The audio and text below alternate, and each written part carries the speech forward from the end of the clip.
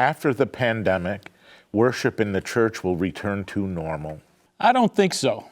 I think we, in many ways, are forever changed. The American Religious Town Hall is now in session.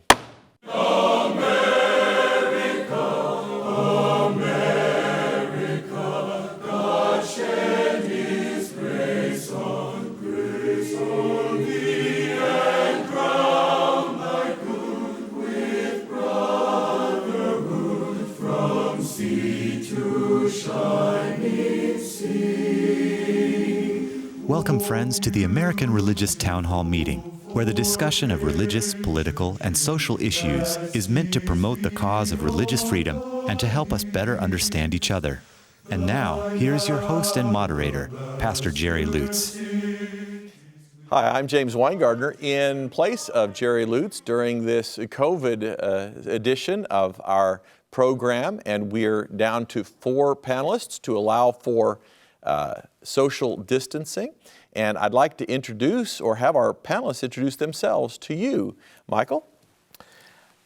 I'm Bishop Michael Olson, and I serve as the Bishop of the Roman Catholic Diocese of Fort Worth, Texas.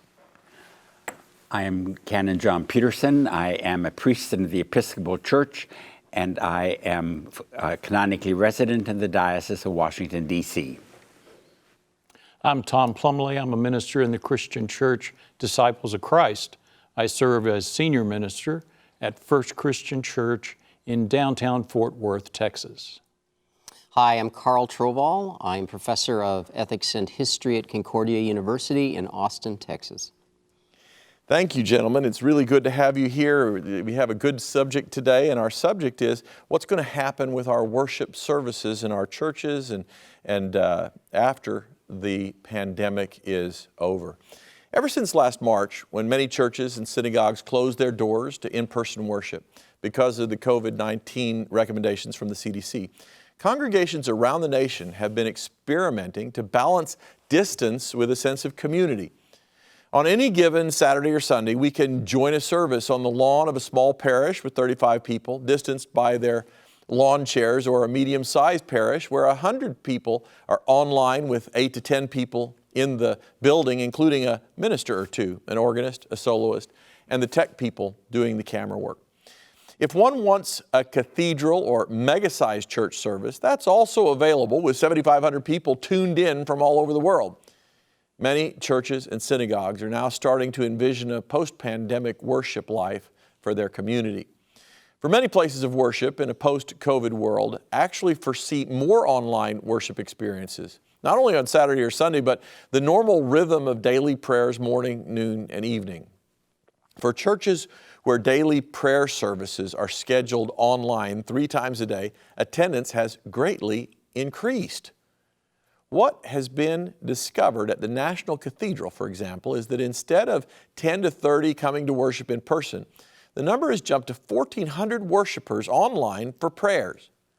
As we look forward to the future, I'd like to ask our panelists today to share with us what their parish, church, or synagogue is doing as they think about moving into a post-pandemic era. I want to consider these questions. 1, will your parish, diocese, synagogue, or church continue online streaming so that those who cannot attend in-person service will still be able to participate in worship? 2, what worship traditions did you miss or were you not sorry to see absent when changes had to be made so that virtual congregation worship could happen? And 3, if your congregation does not continue an online worship, what did you learn from that experience that you'll be able to use in the future for your worshiping community? Fascinating questions. Looking forward to hearing your comments. Michael? Thank you. I said that after the pandemic, things will return to normal. By that, I don't mean return to the status quo of the way things were before. But for us as Catholics, in our tradition, the participation and presence at Mass are an obligation that currently, because of the circumstances of the pandemic, is lifted of Catholics. But the obligation will return. But also, I think, along with what's returning, will be a greater sensitivity to our neighbor because of social distancing now, the responsibility to stay home if one is sick. I also think live streaming will remain, but as an ancillary service for shut-ins, a greater awareness of shut-ins and their inclusion through communion visitations, etc., anointing of the sick. I also think that our sensitivity to the importance of being physically present and attentive as a sacramental church will be more greatly appreciated, at least certainly more intentionally entered into by the greater number of our people. In the Diocese of Fort Worth, we've had in-house church, we've had physical services since May 2nd with our protocols that include mask wearing, mandatory mask wearing.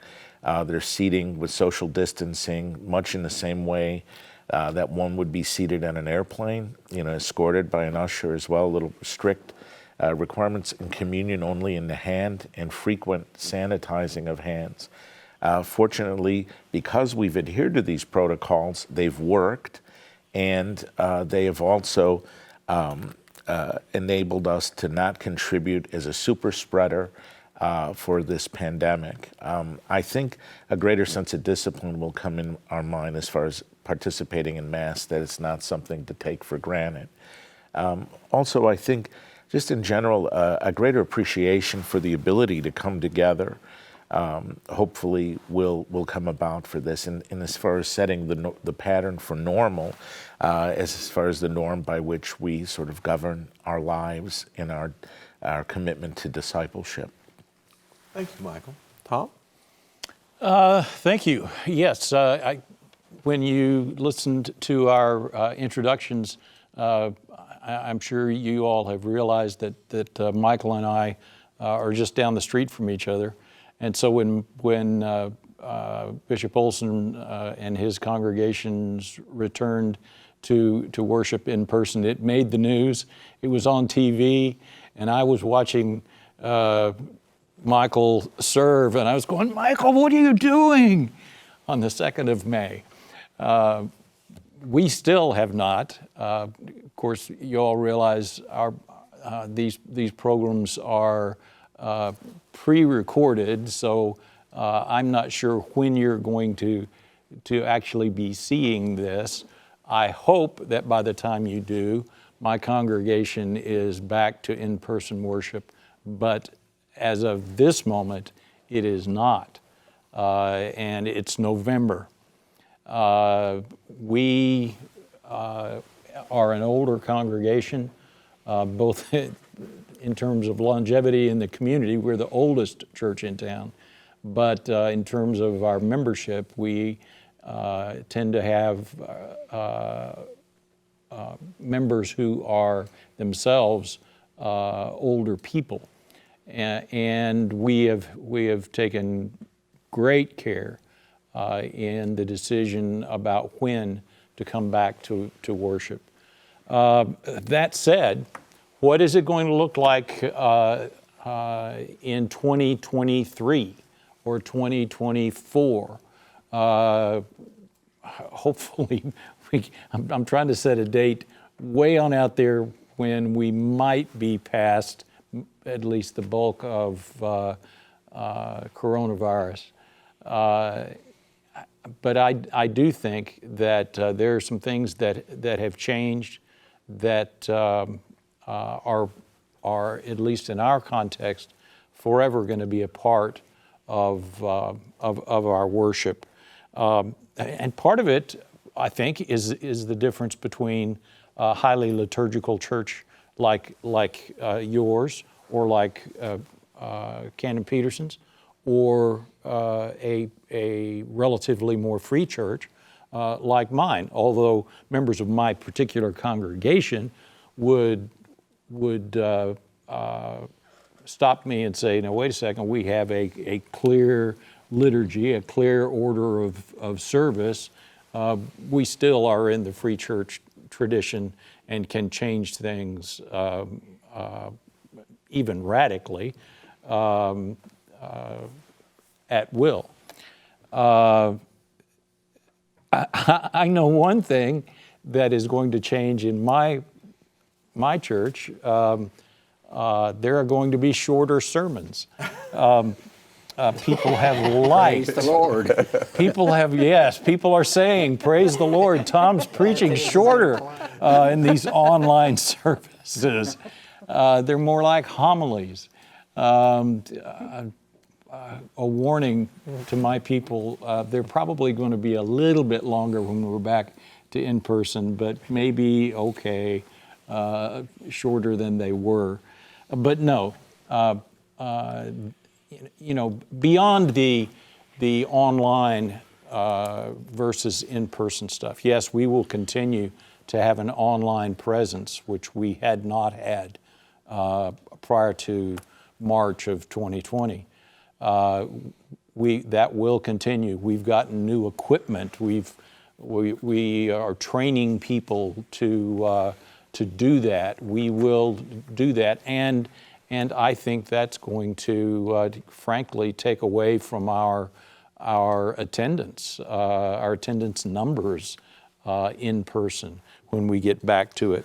But things like the means by which we fellowship, the means by which we greet, hugs, handshakes, any time that we've touched each other, I think we will touch each other and think about it a whole lot more now than we ever have before. And in our tradition, that includes the receiving of the Lord's Supper, which is the center of our worship service. That is going to change. Thank you, Tom. Carl? I think it will change. I don't think there's going to be a return to what was in the same way. I think for a lot of the reasons that you both have laid out. In particular, so at Concordia, and I'm thinking of where I'm engaged in this every day, we have chapel every day, and we decided to go 3 times a week where you're socially distanced in the chapel itself, and then 2 days we moved completely online, which the attendance of those days have just about gone. I don't know what's, and the habits have changed, and I don't know, I genuinely don't know if it will come back to normal. That said, honestly, I think that one of the reasons a lot of the college students come to worship is because they like to talk to their friends. So, and that they're being essentially denied that. And so I hope I'm wrong. I hope that there is like you said, a deeper appreciation for what it is to actually be in a space together where you can sing your heart out and you don't have to wear masks, and what that feels like. I feel in some ways that it might make us more deeply appreciative as well. And something you meant, well, both of you mentioned, the Eucharist is just central. I mean, just not being able to have Eucharist is deeply, deeply missed. And for those of us who are trained in that's the center of the service, it becomes pretty important to get back and eat together and drink together. John? Whenever we have a program like this, a program that one size does not fit all, I suspect that it's true for most religious traditions that one size does not fit all. And that some churches will be moving more quickly and rapidly, as certainly the Diocese of Fort Worth has, and other churches are going to be much more cautious. And I'm me saying that you were not cautious, Michael, but in the decisions that they make. But whenever we have a program like this, I always turn to the Pew Research to see what type of statistics that they are giving. And so I asked Pew, the question I went to look at is how does the going back to church look like in the future? And I expected to see the same types of results that we've been talking about, particularly about the possibility that church attendance will be definitely changed. But Pew, in their polling that they have done, says, on the contrary, most U.S. adults overall say that when the pandemic is over, they expect to go back to attending religious services in person as they did before the virus pandemic. Now, that is a surprise to me. I really did not expect to see that as the statistic. And I think I would have been, before seeing Pew, much in agreement with what has been said. But that is not what the type of research that they are discovering. Now, that does not mean that churches are not going to have online services to take care of the people who cannot get there because of illness or travel or whatever. And it perhaps won't, and I suspect that what we're talking about here are more of the smaller parishes that are, yes, hello, Tom. Like mine. Yeah, like yours. Smaller parishes, indeed, in which worship that way might be more convenient. But certainly in something like the National Cathedral or something, certainly they're going to continue their online services without any doubt, because they're just reaching not people just in Washington, but globally. I mean, every Sunday on the chat side, you'll find at least 10 or 15 different countries that have identified themselves as listening. So I think one size does not fit all. So while I suspect the smaller parishes in particular will go back to the same type of normality with the people coming, etc., that will also be the case with the larger mega churches, etc., but they perhaps will continue to advance their technology skills so that more people are able to participate in worship. The one other thing I want to say, which I'm going to pick up in the conclusion today, is that according to the work that Pew has done with regard to Hispanic and Black churches, their percentages are certainly different. Yeah. It's very interesting. I think what I'm seeing in that research is now also what I'm seeing in the experience and the reports from my priests throughout my diocese, is that people are coming back, even to the point where we've got overflow and live streaming into the next parish, keeping the social distancing going. What will be interesting to see, and it still remains to be seen, if people are going to start to come who didn't have the habit of attending Mass and church on Sundays, who now all of a sudden have had their faith enlivened. I don't know, but I've been grateful to see that people are committed to it, and they've been very generous with regard to their tithes and stewardship still, to keep their parishes going and flourishing. I think also just the things that will be appreciated, I think, more that we've missed is so many people and the closeness of people, and in our tradition, the fuller expression of the mystery of the Eucharist through the reception, through the chalice, as well as also communion on the tongue. These are things that our people miss and long to have return, and I do too. Very good. I thank you very kindly. I want to express my experience because I also pastor a church, and we have been streaming for decades because we're in a community like the National Cathedral that has a lot of shut-ins and people from around the world that keep up with us. But the people are coming back in different numbers and different proportions of streaming and attending and that sort of thing, and we're feeling our way. And we'll have to see how it goes. Like you, Michael, our church has continued faithfully to give. And we've seen exactly no reduction in giving at our church. Mm-hmm. So we praise God, and we are so grateful for the generosity of our people. Let's go to a break, and we'll come right back for the summations. We hope you are enjoying today's program. If you would like to learn more about the American Religious Town Hall, please visit our website at americanreligious.org. That's americanreligious.org. There you can read about the mission and history of the program, learn about the Town Hall estates, and view past programs by clicking the appropriate menu buttons. Each week, Pastor Lutz looks forward to receiving your letters. You may write to him at the address shown on your screen. Send your letters to Pastor Jerry Lutz, American Religious Town Hall Meeting, P.O. Box 180118, Dallas, Texas 75218. That's Pastor Jerry Lutz, American Religious Town Hall Meeting, P.O. Box 180118, Dallas, Texas 75218. Thank you for writing, and thank you for watching. And now, back to you and today's closing statements. Welcome back. We do appreciate our sponsor, the Town Hall Estates, and we look forward to hearing from you about programs that will be relevant and important to you. And now we get to hear our panelists give their summations. And again, we begin with Michael. Thank you.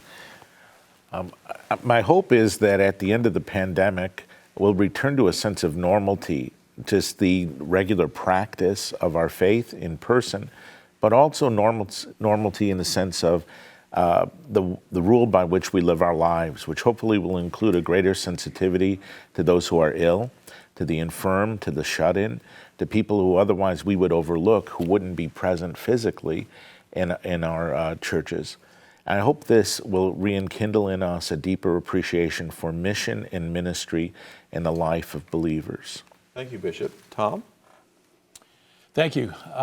I, like the bishop, am hopeful that that one of the changes we will see, and I do still maintain, regardless of what Pew says, that there are going to be great changes. But I hope that one of those changes is that some people that have been shy, not cared, not known about what we were doing, or had a false understanding of what it is, have been able to see it now and will actually come, actually be present. I know that some of our giving, some of the reason that our giving has stayed strong is that we've received gifts from sources that were unexpected in our congregation. It's kept us on a good, strong financial footing. Hope those folks also find a way back in the door when we open them up. We had an in-person service on the Sunday night before the national election on November 1st. We had a 5 p.m. time of prayer, and we had almost exactly the number of people show up that I thought would show up, 30. We had like 28, and more online, but there was a difference hearing the organ played, and music is so much a part of our worship experience, and yet we're not getting that. That's not replicable. Looking people in the eyes from both sides of the chancel rail. That's just, you just can't duplicate that. And so those kinds of things I think people miss and long for, and I hope we're going to see the results as people come back. Thank you, Reverend. Carl? I really think that people are going to be hungry to get back together for all the reasons you said. And I think I'm going to use a negative example, and that is all the people who are out wanting to get together in parties and don't have masks on, and they're in close proximity and they want to be together. And I think that there's a deep, deep desire for us to have that kind of community. And those of us who are people of faith want to do that around the people that we've worshiped with our whole life, or a good portion of our lives. And the other kind of really cool thing that I hope that this continues, that people put their worship services online, because I have attended more worship services you know, and been able to church shop. I'm sorry, Tom, I know you can't do it. You can't either, but, you know, you can church shop, you can go see what people are really up to, and it's very interesting to see the different ways that people have creatively worshipped. Thank you, Professor. John? Yes. In my comments today with regard to the moderator's statement, I was basically quoting from Pew with regard to the white church, quote unquote. However, Pew has also done a survey in relationship to the Black and Hispanic church, and I'd like to just give a couple of those statistics. 72% whites say they're confident that they could attend worship services right now without spreading or catching the virus. In contrast, only 49% blacks and 51% Hispanics have expressed the same confidence. The other half of blacks and Hispanic attendees of churches say they are not at all confident that they could go safely to in-place worship services right now. And one more statistic, 15% blacks say that their houses of worship should be open now, in contrast to 63% of whites who say their house of worship should be open right now. So there's a tremendous difference in what those different communities, those different churches are saying in relationship to whether or not the church should be open or remain closed until the pandemic is over. Thank you, Ken, and that's a remarkable shift and difference. We're glad that we have some people with experience here and that people who have been doing things, and we're thankful for you sharing that. We hope, I think all of us here can hope together, that our listeners are people of faith and that they will return to their houses of worship as available, and that they'll continue to find their faith and their hope through organized houses of worship and places of faith and traditions of experiencing God. And so that's our hope, I think, all together. And just know that we are going to, at the end of this program, we're going to have a prayer for you. The charter of the American Religious Town Hall provides that Roman Catholics, Protestants, Jews, educators, and others may appear on this program and can declare their beliefs without hesitancy, and the rest of the members of the panel will uphold and guarantee that American right to all who will appear, irrespective of race or creed, so that the rest of the world can see that here in America, we believe in civil and religious freedom, not only in theory, but in reality. And now, friends, until next week at the same time and over the very same channel, the American Religious Town Hall meeting stands adjourned. May the God of all of us bless all of you.